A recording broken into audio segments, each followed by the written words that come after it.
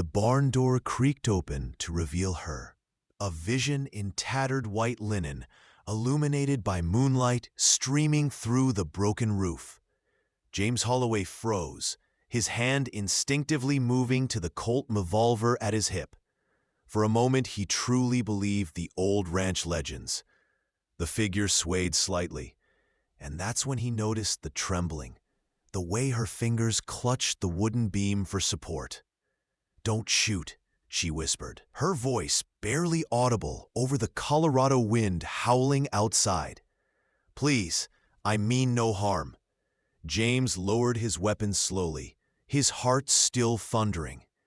As his eyes adjusted, he saw she was no ghost, just a woman, flesh and bone, with dirt-streaked cheeks and eyes that held the kind of fear he'd seen in cornered animals. Her dress, once fine white cotton, was torn at the hem and stained with mud and what looked like dried blood. Before we continue, I'd love to ask you a quick favor. If you're enjoying this story, please take a moment to subscribe to the From Wild West channel and give this video a like. It really helps us out and motivates us to bring you more quality content like this. Your support means everything to us, and it allows us to keep sharing these tales of love, courage, and adventure from the Old West. Now, let's get back to the story. "What are you?" James asked, holstering his gun but keeping his distance. "What are you doing on my property?" She flinched at his direct tone, then straightened her spine with visible effort.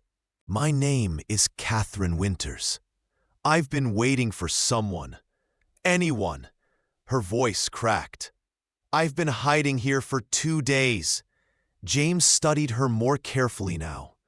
Beneath the grime and exhaustion, she was young, maybe 25, with auburn hair that had escaped its pins and cascaded over her shoulders. Her hands, he noticed, were calloused and raw, not the soft hands of a lady who'd never worked. Hiding from what? Catherine's eyes darted to the barn door, then back to him. "From my husband, former husband." I ran. The way she said it, with such finality and underlying terror, told James everything he needed to know. He'd seen enough broken women in frontier towns to recognize the signs. The way she held her left arm, close to her body, protecting bruised ribs, perhaps. The purple shadow along her jawline that no amount of dirt could hide. "You hurt?" he asked, gentler now. She nodded, then seemed to catch herself. "I'll work. I can cook, clean, mend. I won't be a burden." Her hand moved to her throat, fumbling with something. When she extended her palm, a gold wedding band gleamed in the moonlight. "I can pay. This is all I have, but it's real gold, 22 karat. Just, please, let me stay until morning. Then I'll move on." James looked at the ring. Probably worth $50, maybe more. Enough for a week's supplies. But he found himself shaking his head. "Keep your ring, Miss Winters." Her face fell, misunderstanding. "Please, I'm begging you." "I said keep it," James interrupted, stepping closer. "Gold isn't what I need here. What I need is someone who can actually cook a decent meal and knows which end of a needle is which.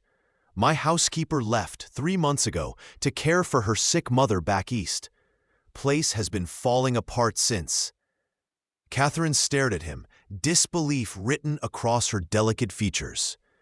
"You're offering me work?" "Room, board, fair wages. Nothing more, nothing less." He extended his hand. "James Holloway. I run cattle on 2,000 acres here in Eagle County. Lost my wife to fever 5 years back. Haven't had much use for company since, but I could use the help." She hesitated, studying his face, the weathered lines around his eyes, the silver threading through his dark hair, the honest directness of his gaze.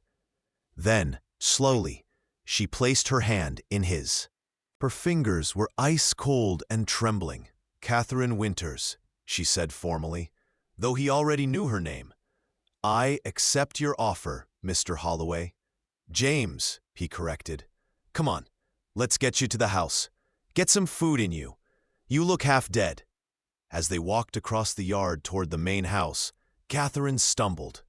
James caught her automatically, one arm around her waist to steady her. She gasped in pain, and he felt her body go rigid. "Easy," he said softly, immediately loosening his grip. "I've got you. Go slow. You're safe now." Those words, simple, direct, broke something in her. Catherine felt tears burn her eyes, but she blinked them away furiously. She couldn't afford weakness. Not yet. Not until she knew this stranger truly meant what he said. The house was larger than she expected. A solid 2-story structure with a wraparound porch and warm light glowing in the windows. Inside, it was surprisingly clean despite James's claims, though clearly lacking a woman's touch. The furniture was heavy and practical, the walls bare of decoration. James guided her to a chair in the kitchen and immediately set about building up the fire in the stove. "When did you last eat?" "Yesterday morning. I found some wild berries near the creek." He muttered something under his breath that sounded like a curse, then began pulling items from the pantry. Within minutes, he had bacon sizzling in a pan and was slicing thick pieces of bread. Catherine watched in amazement as this rough rancher moved with surprising efficiency around the kitchen. "You cook?" she asked. "Had to learn. My Sarah used to say I'd burn water if she didn't watch me." A ghost of a smile crossed his face. "Took me a while, but I can manage the basics now." When he set the plate before her, bacon, eggs, bread with butter, Catherine had to force herself not to fall on it like a starving animal. She ate slowly, deliberately, aware of his eyes on her. "Your husband," James said after a while, pouring coffee for them both. "He know where you are?" Catherine's hand froze halfway to her mouth. "I don't think so. I was careful. Took a stage to Denver, then a freight wagon heading west. Jumped off when I saw your barn." "He'll look for you." "I know." Her voice was barely a whisper. "Marcus is persistent and proud. He won't like that I defied him." "Marcus got a last name?" "Blackwood. Marcus Blackwood of the Denver Blackwoods." She saw recognition flash in James's eyes. "You've heard of them?" "Banking family. Rich as sin and twice as mean from what I hear." James leaned back in his chair, studying her. "That's who you ran from? Girl, you don't aim small, do you?" Despite everything, Catherine felt a laugh bubble up, sharp and slightly hysterical. "No, I suppose not. He seemed so charming when we met. My father arranged the marriage, said it would secure our family's future." Her hand unconsciously moved to her ribs. "I didn't know what he was really like until after the wedding. By then, it was too late." "It's never too late to leave," James said firmly. "You prove that." Their eyes met across the table, and Catherine felt something shift in her chest, a tiny spark of hope she'd thought extinguished. "The room upstairs, second on the left. It's yours," James continued. "Lock on the door, if that makes you feel safer. I'm down the hall in the master bedroom.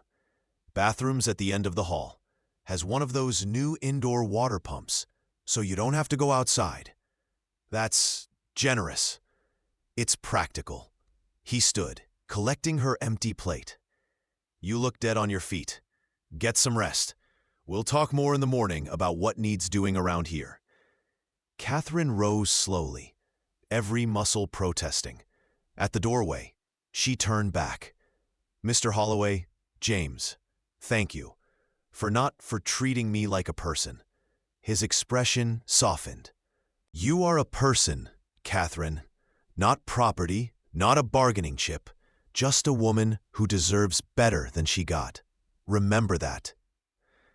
As she climbed the stairs to her room, Catherine felt the weight of those words settle over her like a blanket. For the first time in 3 years, she allowed herself to believe that maybe, just maybe, she could build a life worth living. The first week passed in a blur of work and careful distance. Catherine threw herself into transforming the house, channeling all her fear and nervous energy into cleaning, cooking, and restoring order. She scrubbed floors until her hands bled, beat rugs until dust clouds filled the air, and cooked meals that made James close his eyes in appreciation.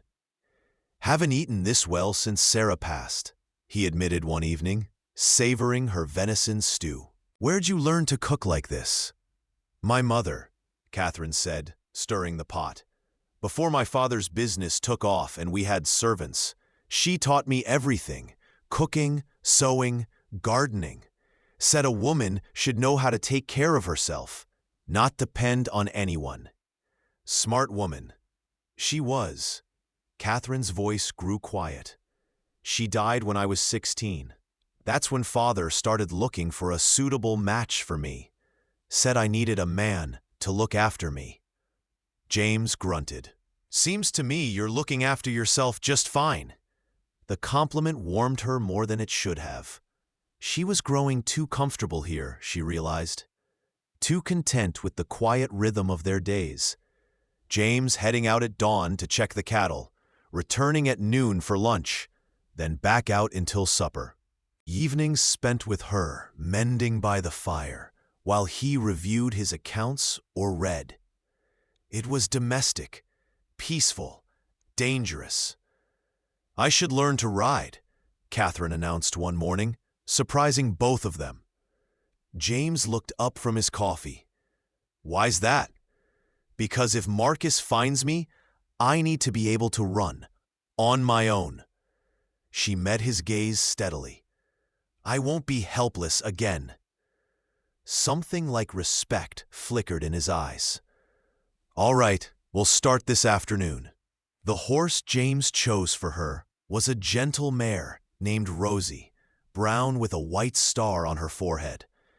Catherine approached cautiously, remembering her father's high-strung thoroughbreds that had always terrified her. "Talk to her first," James instructed, standing close behind Catherine. "Let her know you're not a threat. Horses sense fear, but they also sense kindness." Catherine extended her hand, letting Rosie sniff her palm. The mare's breath was warm and sweet, her eyes liquid and calm. "Hello, girl," Catherine murmured. "We're going to be friends, aren't we?" "Good." James's hand came to rest on Catherine's shoulder. Brief, supportive, then gone. "Now, mounting. Left foot in the stirrup. Pull yourself up. I'll help." His hands on her waist were firm but impersonal as he lifted her into the saddle. Catherine's heart raced, but not from fear of the horse. She was acutely aware of his strength, the warmth of his body close to hers, the scent of leather and sage that seemed to cling to him. "You're not property, you're a person," she reminded herself, echoing his words from that first night. "Comfortable?" James asked, adjusting the stirrups to fit her shorter legs. "Terrified," Catherine admitted, "but comfortable." He laughed, a real, genuine laugh she'd never heard from him before. It transformed his face, erasing years of grief and hardness. "That's honest. Come on, I'll lead you around the corral. We'll take it slow." For the next hour, Catherine learned the basics: how to sit properly, how to hold the reins, how to guide Rosie with gentle pressure. James was patient, never once losing his temper when she made mistakes, always encouraging. "You're a natural," he said finally, genuine admiration in his voice. "Give it a few more weeks, and you'll be riding the range with me." "I'd like that," Catherine said, then realized how much she meant it. Their eyes met and held. Something unspoken passed between them. Awareness, attraction, possibility. Then Rosie shifted, breaking the moment, and James stepped back. "That's enough for today. Don't want you too sore." He helped her dismount, and Catherine tried not to notice how his hands lingered just slightly at her waist. "How about you rest while I finish up here? I could help." "Rest, Catherine." His tone was gentle but firm. "You've been working yourself to the bone since you got here. Take an afternoon off." She wanted to argue, but her body ached from the riding. Instead, she nodded and headed back to the house, feeling his eyes on her until she disappeared inside. The nightmare came that night, as it had every night since she'd fled Denver. Catherine found herself back in the Blackwood mansion, in the bedroom she'd shared with Marcus. He was standing over her, his handsome face twisted with rage, his hand raised to strike. "You're mine," he hissed. "You'll never escape me. Never." She tried to run, but her legs wouldn't move. Tried to scream, but no sound came out. His hands closed around her throat, squeezing. "Catherine! Catherine, wake up!" She jolted awake to find James kneeling beside her bed, his hands on her shoulders, gentle, not restraining. Moonlight streamed through the window, illuminating his concerned face. "You were screaming," he said softly. "Heard you all the way down the hall." Catherine realized she was sobbing, her nightgown soaked with sweat. "I'm sorry. I didn't mean to wake you." "Don't apologize." He released her shoulders, but didn't move away. "Nightmare?" She nodded, unable to speak past the lump in her throat. "About him?" Another nod. James stood and moved to the window, giving her space while still remaining close. "I had them too, after Sarah died. Every night, I'd dream I could save her. That if I just called the doctor sooner, gotten the medicine faster." He trailed off. "They fade eventually. The nightmares, the guilt, the fear." "Does it ever stop hurting?" Catherine asked in a small voice. He turned back to her, and in the moonlight, she could see the raw honesty in his expression. "No, but you learn to carry it, and eventually you find reasons to smile again, to hope again." "I don't know if I can." "You already are." He moved closer, crouching down so they were eye level. "You rode a horse today, laughed when Rosie nuzzled your pocket looking for treats. That's hope, Catherine. That's healing." She looked at him, really looked at him, at the silver in his hair, the lines around his eyes, the gentle strength in every line of his body. This man who'd taken her in without questions, treated her with respect, made her feel safe for the first time in years. "James," she whispered. Get some sleep," he interrupted gently, as if sensing the dangerous waters they were approaching. "I'll leave my door open. You need anything, you call out." He was almost to the door when Catherine spoke again. "Stay." He froze. "Catherine, not like that." She blushed, grateful for the darkness. "Just could you sit for a few minutes until I fall asleep? I don't want to be alone with the nightmares." After a long moment, James pulled the rocking chair from the corner and positioned it near her bed. He sat, keeping a respectful distance. "I'll stay until you're sleeping." Catherine lay back down, pulling the quilt up to her chin. With James there, solid and real and protective, the fear receded. Her breathing slowed, deepened. "Thank you," she murmured, already drifting, "for everything." James watched her sleep, fighting the unfamiliar warmth spreading through his chest. He'd meant what he said that first night. He'd hired her for practical reasons. But somewhere between teaching her to ride and finding reasons to smile at her cooking and watching her transform his house into a home again. Something had shifted. He recognized it, this feeling, recognized the danger of it. He'd sworn after Sarah died that he'd never love again, never open himself to that kind of devastation. And Catherine, she was vulnerable, traumatized, dependent on him. Taking advantage of that would make him no better than the man she'd fled. So James Holloway sat in the darkness, watching over a woman he was beginning to care for far too much, and made himself a promise. He would protect her, help her heal, and keep his distance, no matter how much it cost him. Catherine woke to the smell of coffee and bacon, and the sound of dishes clattering in the kitchen below. Morning sunlight streamed through her window, warm and golden. For a moment, she was disoriented, then remembered James sitting with her until she'd fallen asleep, the quiet comfort of his presence. She dressed quickly and hurried downstairs to find James at the stove, looking distinctly uncomfortable.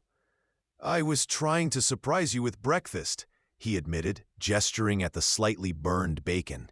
"Clearly, I should stick to ranching."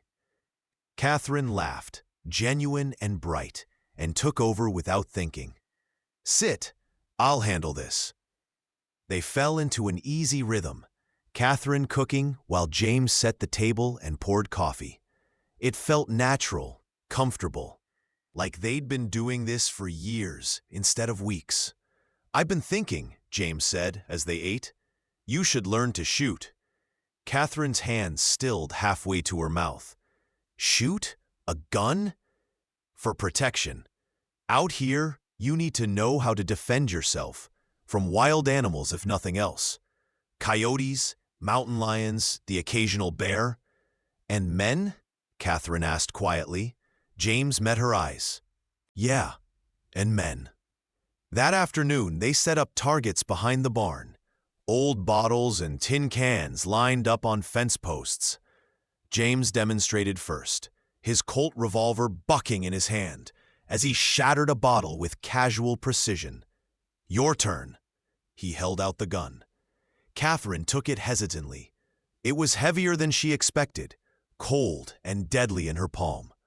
"I've never—" "I'll show you." James moved behind her, his arms coming around to adjust her grip. Both hands, firm but not rigid. "Line up the sight with your target. Breathe out slowly. Then squeeze. Don't pull the trigger." Catherine could barely focus on his instructions with him pressed so close, his breath warm against her ear. She forced herself to concentrate, sighting down the barrel at a can. The gun kicked harder than she expected, the shot going wild. But James's hand steadied her, his voice calm in her ear. "Good. Again. You've got this." By the time the sun began its descent, Catherine had managed to hit 3 cans. Her arms ached from the recoil. Her ears rang despite the cotton James had given her. But she felt powerful, capable. "You're a natural," James said, echoing his words from the riding lesson. "Keep practicing, and you'll be as good a shot as any man in the territory." Catherine turned to face him, still holding the gun. "Why are you doing this? Teaching me all these things?" "Because you deserve to feel safe, to know you can take care of yourself." He took the gun from her gently, holstering it. "And because I see a woman worth saving, I'm not sure I'm worth—" "Don't." His hand came up, his callous thumb brushing away a tear she hadn't realized had fallen. "Don't let his poison into your head. You're strong, Catherine, stronger than you know." They stood there, frozen, his hand cupping her cheek. Catherine's heart thundered so loudly she was certain he could hear it. She saw the internal war in his eyes, want and duty battling for supremacy. Then a horse's whinny broke the moment, and James stepped back quickly. "I should check on the cattle." You You should rest." He was gone before Catherine could respond, striding toward the barn with determined purpose. She stood alone in the fading light, touching her cheek where his hand had been, and acknowledged what she'd been trying to deny for weeks. She was falling in love with James Holloway. 3 months passed in a pattern of careful domesticity. Catherine thrived at the ranch, her body growing stronger from the physical work, her spirit healing in the quiet safety James provided. She became an accomplished rider, often accompanying James on his rounds to check the cattle. She could shoot well enough to bring down a jackrabbit for dinner. She learned to read the weather in the clouds, to mend tack and harnesses, to treat minor livestock ailments. But more than skills, she regained something she'd thought lost forever: herself. The woman who laughed freely, who had opinions and voiced them, who dreamed of a future beyond mere survival. And James became essential, not in the way Marcus had demanded, as owner, as master, but as partner, companion, friend. The man who asked her opinion on ranch decisions, who valued her intelligence, who looked at her like she was precious beyond measure, but never once took advantage. That was the torture of it. Catherine wanted him to take advantage, wanted his hands on her, his mouth on hers, his body. She forced the thoughts away, focusing on kneading the bread dough with more violence than necessary. "You're going to beat that dough into submission," James observed from the doorway, amusement in his voice. Catherine jumped. "I didn't hear you come in." "The way we dance around this thing between us, both too scared to name it." "Just thinking," she said instead. James moved closer, leaning against the counter. They'd had countless conversations here in the kitchen, the heart of their shared life. It was where they talked about everything and nothing, where walls came down and truths emerged. "Catherine," he began, his voice serious, "I need to tell you something." Her heart clenched. Was this it? Was he sending her away, asking her to leave? "What is it?"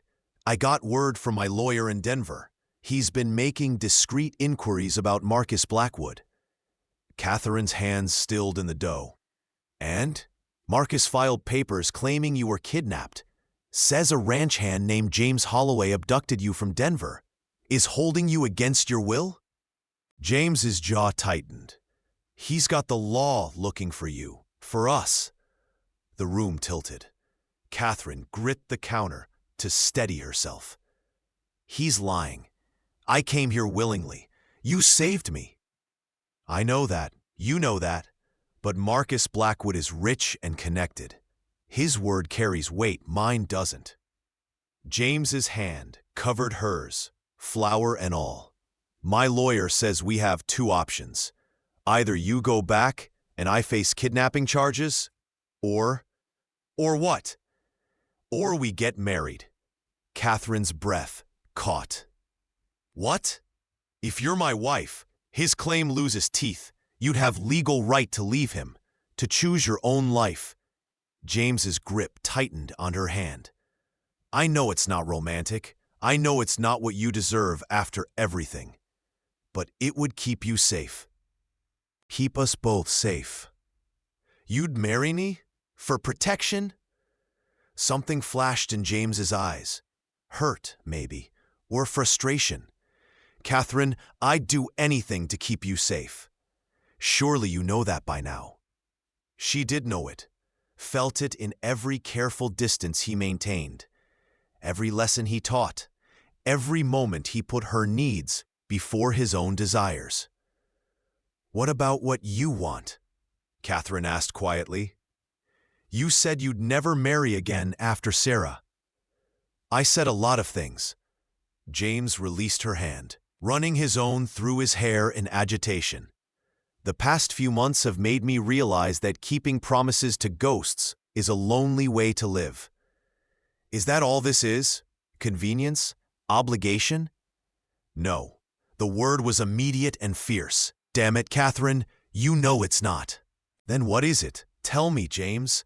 Because I've been going crazy wondering if I'm imagining this thing between us, or if you feel it too.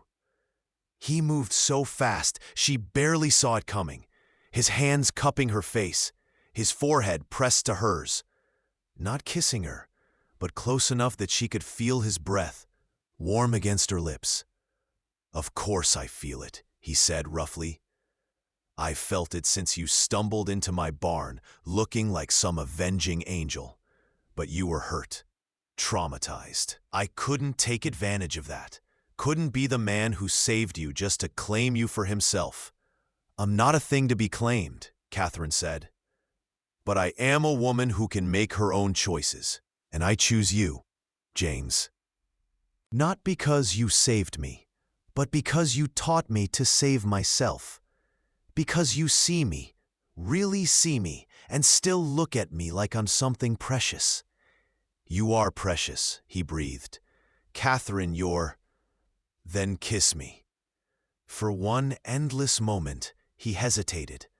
Then his mouth found hers, and Catherine's world caught fire. The kiss was everything, gentle and desperate, careful and wild, restraint finally shattering into need. James kissed her like she was oxygen after drowning, like she was everything he'd denied himself wanting. His hands tangled in her hair, pulling her closer, and Catherine went willingly, pressing against him with 3 months of pent-up longing. When they finally broke apart, both breathing hard, James rested his forehead against hers again. Marry me, he said. Not just for protection, not just for convenience. Marry me because I love you, Catherine Winters, and I want to spend the rest of my life proving you were worth waiting for. Catherine's eyes filled with tears, happy tears this time. Yes, God, yes. They stood there in the kitchen, flour-dusted and kiss-drunk, making quiet promises against each other's lips. No grand gestures, no elaborate speeches. Just two broken people who'd found wholeness in each other. One condition, Catherine said eventually. No more careful distances. No more pretending we don't feel this. I want a real marriage, James. All of it. Heat flared in his eyes. Catherine, you've been through hell. I don't want to rush. You're not rushing. I am. She kissed him again, bold and claiming. I spent 3 years being afraid of my own body, of intimacy, of wanting. I'm done being afraid. I want to be your wife in every way that matters. James groaned, pulling her closer. You're killing me, woman. Good. Now kiss me again and then take me to town. We need to find a preacher. They married 3 days later in a simple ceremony at the church in Eagle Creek.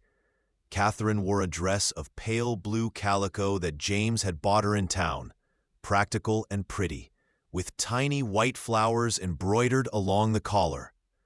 James wore his Sunday suit, clean-shaven for the first time since she'd known him, looking heartbreakingly handsome. The preacher's wife and the town doctor served as witnesses. The ceremony was brief, the words ancient and binding. When James slipped a simple gold band onto Catherine's finger, his mother's ring, he'd explained quietly, she felt the weight of it like a promise. I now pronounce you husband and wife. You may kiss your bride. James kissed her sweetly, almost chastely, but Catherine saw the banked fire in his eyes, saw the promise of tonight in the tension of his shoulders, the way his hand trembled slightly against her back. They celebrated with dinner at the hotel restaurant, the finest Eagle Creek had to offer.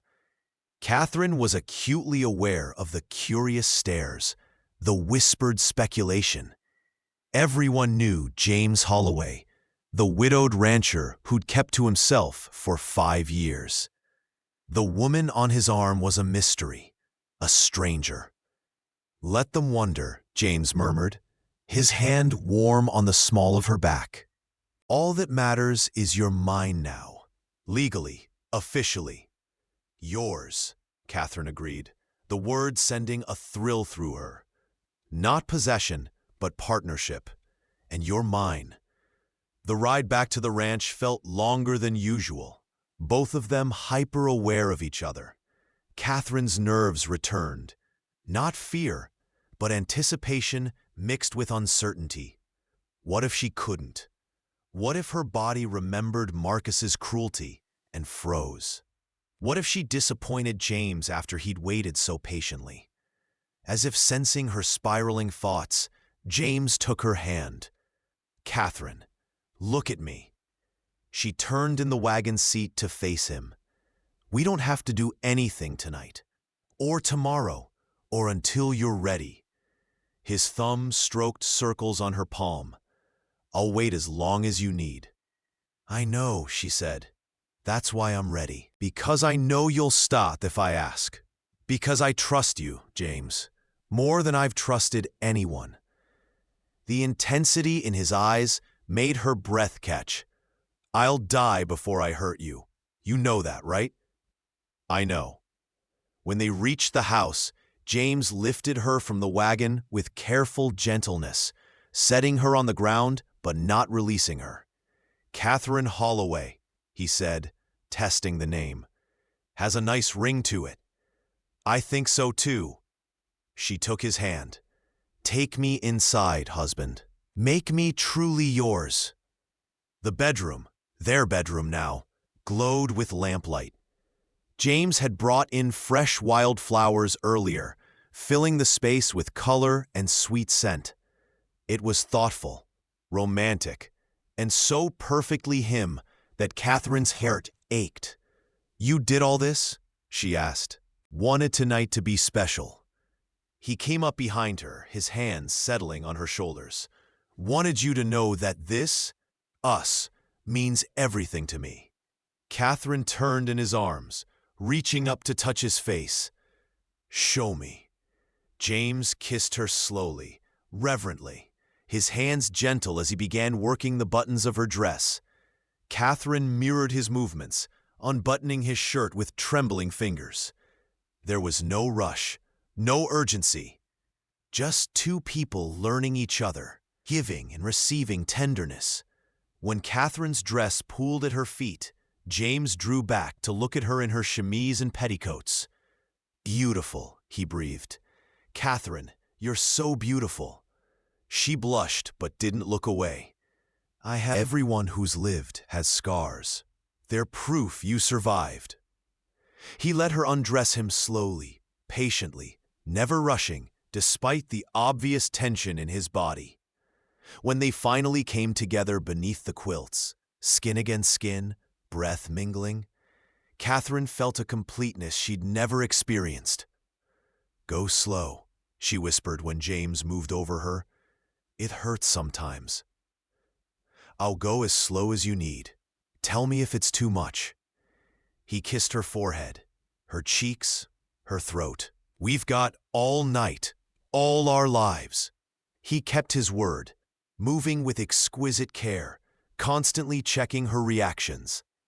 And when the pain faded into pleasure, genuine pleasure that Catherine had thought impossible, she cried out his name in wonder. "That's it," James murmured against her ear. "That's it, love. Let go. I've got you."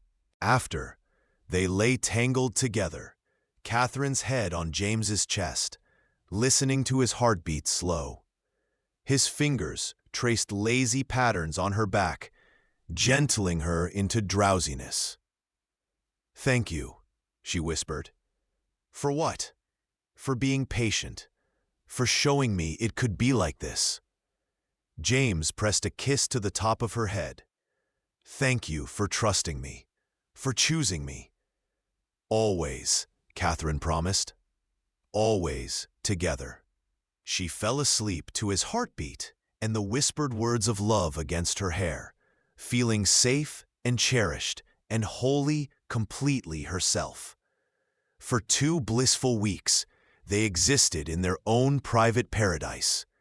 James taught Catherine the intricacies of running the ranch, how to read the brand register, how to calculate feed costs, how to identify good breeding stock.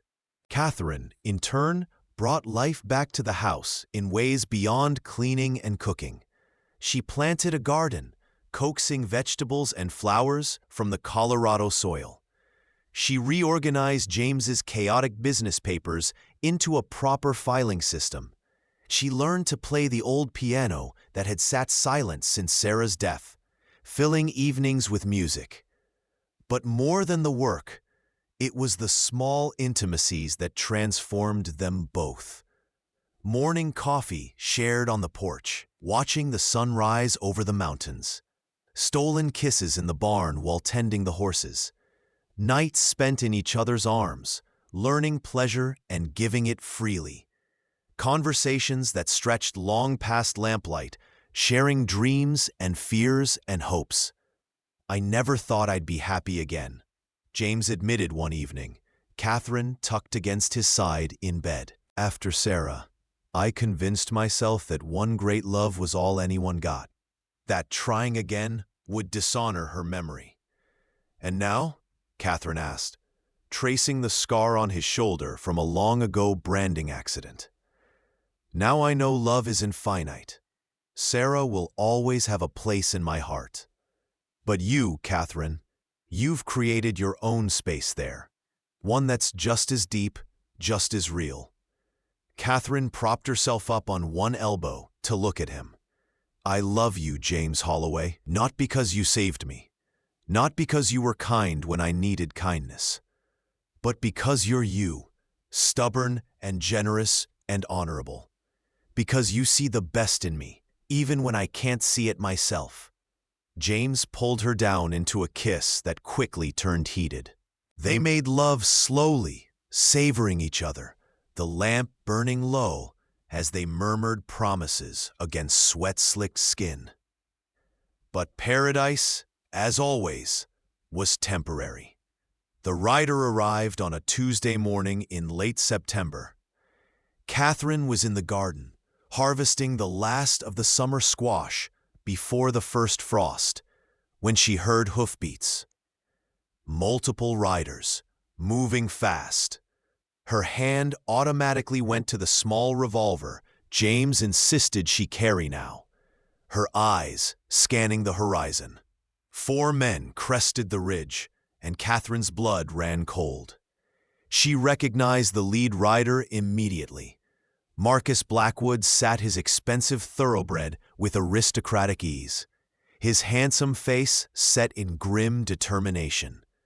The 3 men flanking him looked like hired muscle, rough and dangerous. Catherine ran. She made it to the barn, where James was repairing a stall door. "James, they're here, Martin and 3 others." James's expression hardened. He reached for his rifle, checking the load with practiced efficiency. "Get in the house. Lock the doors. Don't come out unless I call for you." "No, I'm not hiding." "Catherine, this is my fight too. I won't cower like I used to." She drew her revolver. "Together, remember?" James looked like he wanted to argue, but hoofbeats grew louder. He grabbed her hand, squeezing once. "Stay behind me. Anything happens, you run. Promise me." Before Catherine could answer, Marcus's voice rang out.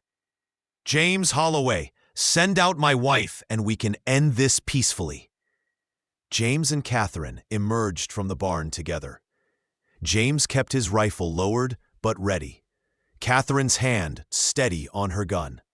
Marcus's eyes found her immediately, and Catherine saw the fury burning there. "Catherine, come here. Now." "No." Her voice was steady, stronger than she'd ever managed with him before. "I'm not your wife anymore, Marcus. I married James. Legally, there's nothing you can do." "That marriage is a fraud. Marcus dismounted, his men following suit. They fanned out, surrounding the couple. You were never divorced. That makes you a bigamist, and him a criminal. Actually, James drawled, his voice calm but laced with steel, my lawyer checked. Colorado recognizes abandonment as grounds for annulment. Catherine left you, waited the required time. Our marriage is legal. Marcus's face reddened. You think you can steal my wife and hide behind legal technicalities? I didn't steal anyone. Catherine made her choice. She doesn't get to choose, Marcus roared, finally revealing his true nature. I paid for her, invested in her family. She's mine.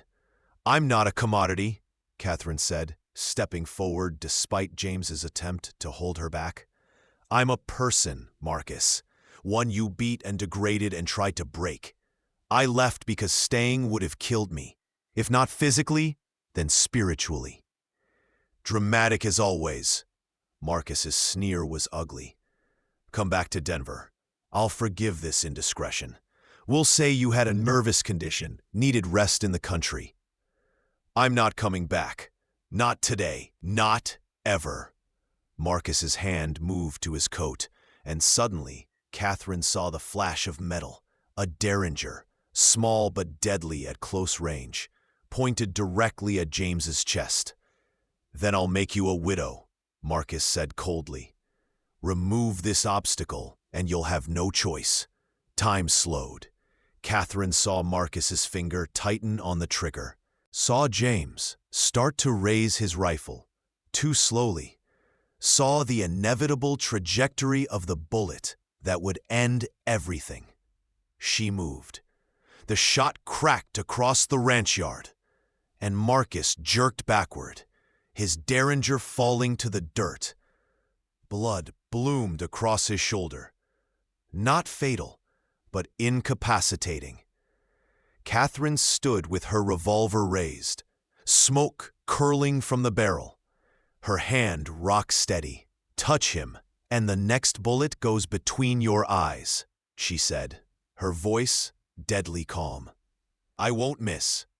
Marcus stared at her in shock. You shot me. You actually shot me. You threatened my husband. What did you expect? The hired guns had drawn their weapons, but James's rifle was now aimed at the nearest man. Seems we're at an impasse, gentlemen. You can ride out peaceful, or we can see who's faster. Your choice. One of the hired men, older and scarred, assessed the situation with professional eyes. He saw Catherine's steady hand, James's cold determination, and the blood spreading across Marcus's expensive shirt. Not worth dying for, he said to his companions. Rich man's grudge fight ain't our problem. He holstered his gun and mounted up. The other two hesitated, then followed suit. Marcus, clutching his shoulder, looked at Catherine with something like fear for the first time. You've changed. Yes, Catherine agreed. I'm not that scared girl anymore. I'm a woman who knows her worth, who has a life worth fighting for. You don't get to take that away. This isn't over, Marcus spat. It is. James spoke quietly but with absolute authority. Your hired men are leaving. You're injured. You've got no witnesses to support your claims. And we've got plenty of folks in Eagle Creek who'll testify that Catherine came here freely, that we married legally. You can pursue this if you want, but it'll cost you. Money, reputation, everything. Or you can ride back to Denver, tell everyone your runaway wife died out west. Start over clean. Marcus looked between them, at Catherine standing tall beside James, at his retreating men, at the blood soaking his shirt. Catherine saw the calculation in his eyes, the businessman weighing costs and benefits. Fine, he said finally. But if you ever come back to Denver— I won't, Catherine said. This is my home now. You're nothing to me. They watched Marcus mount awkwardly and ride away, following his men back toward the horizon. Only when they disappeared completely did Catherine's hand begin to shake. James took the gun from her gently, then pulled her into his arms. She buried her face in his chest, trembling with reaction. "I shot him," she said. "I actually shot another person." "You defended us, defended yourself." James kissed the top of her head. "You were magnificent." "I was terrified." Courage isn't not being scared. It's being scared and doing what needs doing anyway. You saved my life, Catherine. She pulled back to look at him. You would have done the same for me. We protect each other. That's what partners do. James cupped her face, his eyes shining with pride and love, and something deeper than words. "Catherine Holloway, you are the strongest woman I've ever known. I'm proud to be your husband, and I'm proud to be your wife." She kissed him, tasting salt from tears she hadn't realized she'd shed. Together, always together. They stood there in the ranch yard as the sun climbed higher, holding each other through the aftermath of violence and fear, finding strength in shared survival. The wind carried away the last echoes of gunfire, leaving only birdsong and the peaceful lowing of cattle. It wasn't the end of their challenges. They both knew that. The frontier was hard, unforgiving. There would be droughts and debts, hard winters and harder losses. But they would face it all together. Two people who'd found each other in darkness and built a life in light. That night, after cleaning up and checking the livestock and doing all the 1,000 small tasks that constituted ranch life, Catherine and James sat on their porch, watching the stars emerge over the mountains. "I've been thinking," Catherine said, nestled against James's side, "about expanding the garden next spring. Maybe setting up a small dairy operation. The town could use fresh milk and butter." "Ambitious," James smiled, pressing a kiss to her temple. "I like it. And I've been thinking about increasing our herd, maybe branching into horses. Good money in breeding quality stock." They talked into the night, making plans, building dreams. Two survivors who'd found not just safety in each other, but a future worth fighting for. As Catherine drifted to sleep that night, James's arm warm around her, she thought about how far she'd come. From the terrified woman in the barn, willing to sell her wedding ring for safety, to this, a woman who'd stood her ground, defended her home, claimed her right to happiness. She'd thought James had saved her that first night, but the truth was more complex, more beautiful. They'd saved each other, finding in partnership what neither could achieve alone. And that, Catherine thought as sleep finally claimed her, was the greatest gift of all. Epilogue. 1 year later. The ranch had transformed. Catherine's garden had become a thriving market operation, supplying vegetables and dairy products to Eagle Creek and the neighboring towns. James's horse breeding program showed promise, with 3 foals already sold at premium prices. They'd hired 2 ranch hands to help with the expanding operation and built a proper dairy barn adjacent to the house. But the biggest change was in the house itself, where Catherine sat in the rocking chair James had made her, cradling their 3-month-old daughter. Sarah Catherine Holloway had her father's dark hair and her mother's green eyes, and she was the most beautiful thing Catherine had ever seen. James was utterly besotted, spending every free moment holding his daughter, singing her nonsense songs, showing her the horses and cattle that would one day be part of her inheritance. "She's going to be spoiled rotten," Catherine teased, watching James dance around the kitchen with Sarah, who gurgled happily. "As she should be," James replied, completely unrepentant. She's perfect, just like her mother. Catherine smiled, running her hand over her still flat stomach, where their second child was just beginning to grow. They'd tell James soon, but for now, it was her secret, this new life they'd created together. The sound of hoofbeats made them both look up. But it was only their neighbor, Doc Wilson, arriving for his weekly visit. He'd become a good friend over the past year, treating their ranch hands' minor injuries and delivering Sarah when Catherine's labor had come early. "How's the little one?" he asked, accepting the coffee Catherine poured. "Growing like a weed," James said proudly, already trying to grab at everything. They talked ranching and town politics, shared news and gossip. This, Catherine thought, was what she'd never had before. Community. People who cared, who checked in, who celebrated successes and helped through hardships. After the doctor left, James carried Sarah to her cradle, settling her for a nap. Catherine followed, watching him adjust the blanket with meticulous care. "You're a wonderful father," she said softly. James looked up, his eyes warm. "I had good practice being a husband first. You taught me how to love again, Catherine, how to hope, how to build something that matters." "We built it together," Catherine corrected. "That's what makes it strong." They stood in the nursery doorway, watching their daughter sleep, James's arm around Catherine's waist. Outside, the Colorado sky stretched endlessly blue, and the land they'd built their life on rolled away in waves of gold and green. Catherine had started that first night with nothing but fear and desperation. She'd found safety first, then respect, then love. She'd discovered her own strength, her own voice, her own worth.